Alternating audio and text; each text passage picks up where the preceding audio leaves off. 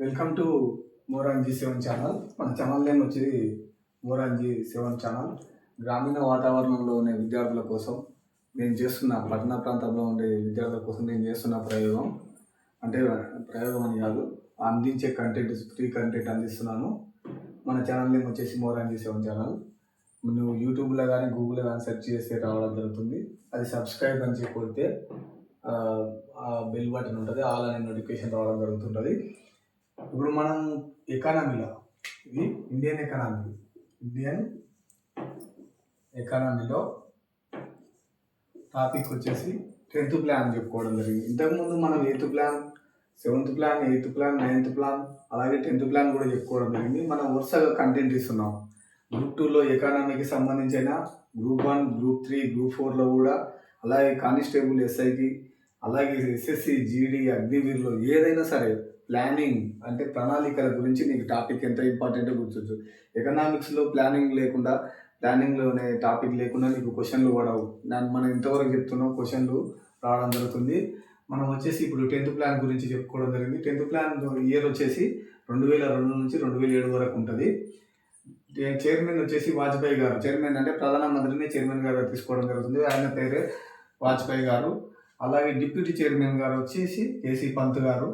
Model వచ్చేసి KC Pant model. Theme వచ్చేసి గ్రామీణ అభివృద్ధి. అంటే ఈ 10th ప్లాన్లో మోడల్ ఏం తీసుకున్నారు? మోడల్ అంటే గ్రామీణ అభివృద్ధి. అంటే మన భారతదేశం మామూలుగా గ్రామీణ అభివృద్ధి కోసమే ఉంటుంది.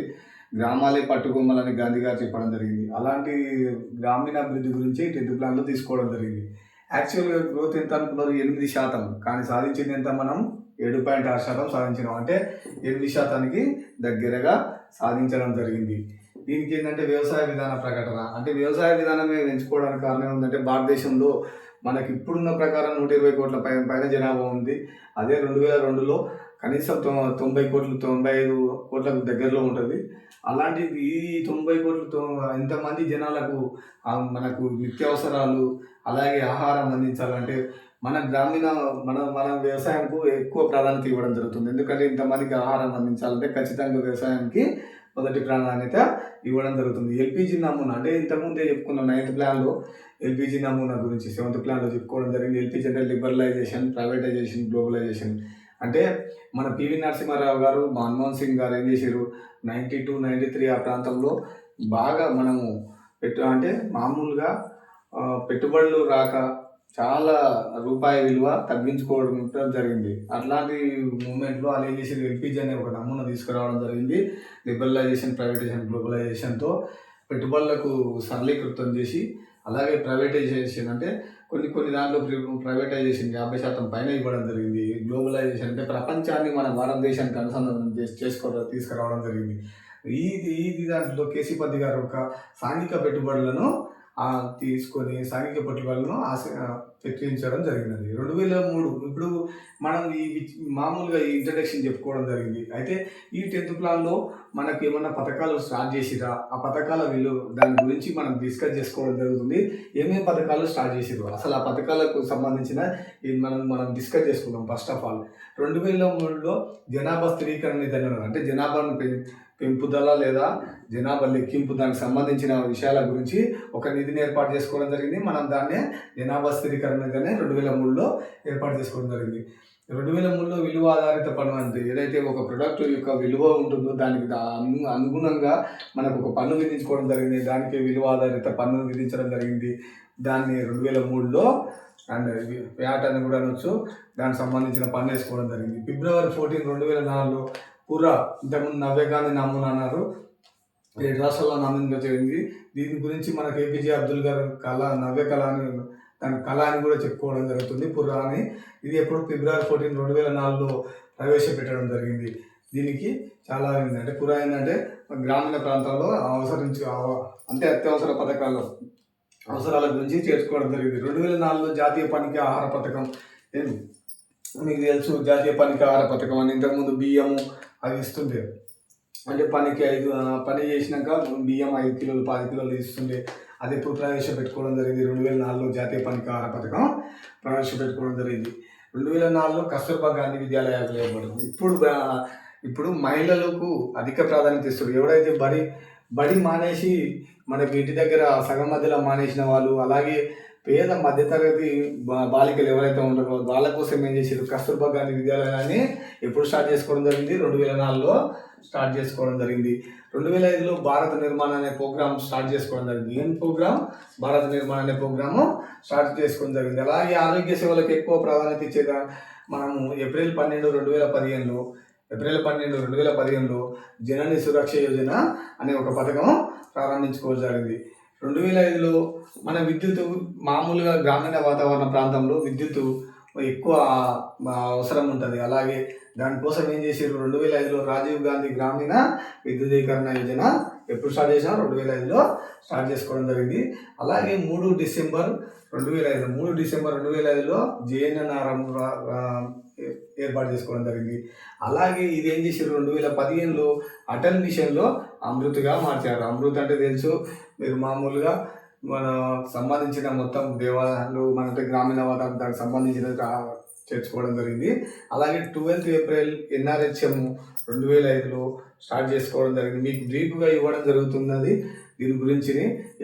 ఎన్ఆర్హెచ్ఎం అనే ఇస్తారు క్వశ్చన్లో, మీరేమో అంత డీప్ ఏం వెళ్ళారు. నేషనల్ రూరల్ హెల్త్ మిషన్ అంటారు దీన్ని, విపులంగా చెప్పుకోవాలంటే. ఇది ఎప్పుడు 2005లో స్టార్ట్ చేసుకోవడం జరిగింది. 2005లో అలాగే నేషనల్ డిజాస్టర్ మేనేజ్మెంట్ అథారిటీ అని నిర్మించుకున్నారు. నేషనల్ డిజాస్టర్ అథారిటీ అంటే ఏంటిది, మనకు ప్రకృతి విపత్తులు ఎప్పుడు వస్తాయో తెలియదు. నీకు కరువు కాటకాలు కానీ, మామూలుగా వరదలు కానీ, సునామీలు కానీ, వీటన్నిటి కోసం ఒక బోర్డు ఉండాలని మనం ఏం చేసుకున్నాం, national disaster management authority board NDMA ఎప్పుడు ఏర్పాటు చేసుకున్నా 2005లో ఏర్పాటు చేసుకోవడం జరిగింది.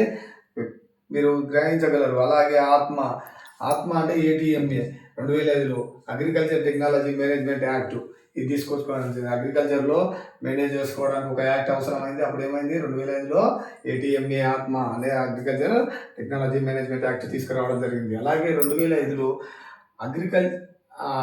అగ్రిమెంట్ ఆన్ టెక్స్టైల్ కాటన్ అంటే 2005లో ఒక తీసుకురావాలి టెక్స్టైల్కి సంబంధించిన, కాటన్కి సంబంధించిన మల్టీ ఫైబర్ అగ్రిమెంట్. అంటే అన్నిటికీ ఒక యాక్టులు ఉన్నాయి, కానీ ఈ టెక్స్టైల్కి సంబంధించిన, మనకు కాటన్కి సంబంధించిన ఒకటి లేవని 2005లో అది ఏర్పాటు చేసుకుంది. దీన్ని మల్టీ ఫైబర్ అగ్రిమెంట్ అని చెప్పుకోవడం జరుగుతుంది. మళ్ళీ అది ఇప్పుడు ప్రజెంట్ టెండర్లో ఉన్న జాతీయ గ్రామీణ ఉపాధి చట్టం VBGRM అని కొత్త యాక్ట్ తీసుకురావడానికి, దాని మీద ఉద్యమాలు ప్లస్ ఈ సెంట్రల్ గవర్నమెంట్ ఒక VBGRM యాక్ట్ అని తీసుకురావడం జరిగింది. ఈ 2005 జాతీయ గ్రామీణ ఉపాధి చట్టంకి సంబంధించినది. అది దానికి సంబంధించింది. అది 2006లో పట్టణ మధ్యతరగతి రాజీవ్ స్వగృహ అనేది ఒక పథకం తీసుకురావడం అనేది, పట్టణంలో ఉన్న మధ్యతరగతి ప్రజల కోసం ఒక స్వగృహాన్ని అందించాలని, అంటే గృహం నిర్మించుకోవడానికి సహాయ సహకారం అందించాలని కేంద్ర ప్రభుత్వం పట్టణ మధ్యతరగతి రాజీవ్ స్వగృహ అనేది 2006లో తీసుకురావడం జరిగింది. 2006లో ఇది ఇందిరమ్మ గ్రామీణ సేవలు. అదే 2006లో ఇందిరమ్మ గ్రామీణ సేవలు అనేది ఎట్లయితే పట్టణ మధ్యతరగతి కోసం తీసుకురావాలో, అలాగే గ్రామీణ సేవల గురిక ఎవరైనా మంచి సేవలు అందించాలని ఏం చేశారు, ఇందిరమ్మ ఇల్లు అని ఇప్పుడు స్టార్ట్ అయిందో దాన్ని 2006లో స్టార్ట్ చేసుకోవడం జరిగింది. 2005లో రాజీవ్ స్వగృహ అనేది ఈ స్వగృహాలకు సంబంధించింది గ్రామీణ వాతావరణంలో ఉన్నది. 2006లో రాజీవ్ స్వగృహ అనేది పట్టణానికి సంబంధించింది ఇవ్వడం జరిగింది. RAY అనేది 1985లో ఉంటుంది. ఇది వచ్చేసి గ్రామీణం సంబంధించింది.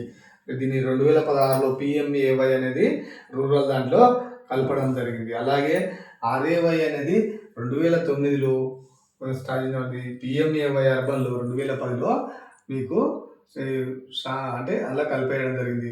మనం దీన్ని బ్రీఫ్గా డిస్కస్ చేసుకునే ఏంటంటే, 10th ప్లాన్లో వాజ్పేయి గారి గవర్నమెంట్లో మనం తర్వాత కూడా అనేక పథకాలు రావడం జరిగింది. ఈ పథకాల మూమెంట్లో ఎప్పుడే కానీ పథకాలను మ్యాచింగ్లో కానీ ప్రమేయాల్లో కానీ అడుగుతారు. మీరు ప్రణాళికలు తీసుకున్నారంటే ఎంత ఈ పర్సంటేజ్లు ఇవన్నీ ఒక ప్రమేయం ఇస్తారు. ఏ పథకాలు మ్యాచింగ్లో ఇవ్వడం జరుగుతుంది.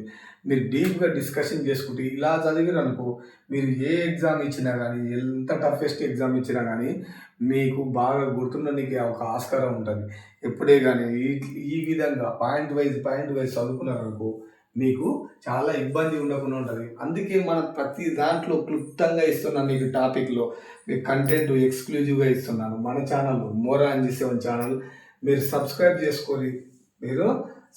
చేసుకొని ఖచ్చితంగా మీరు విన్నర్ కావడానికి మొదటి మెట్టుగా ఖచ్చితంగా నేను ఆశిస్తున్నాను. మీకు మంచి కంటెంట్ ఇస్తున్నాను. ఫ్రీ కంటెంట్ ఖచ్చితంగా మీరు కాబోయే విన్నర్‌గా మీరు ఉంటారని ఆశిస్తున్నాను. Thank you friends. Thank you.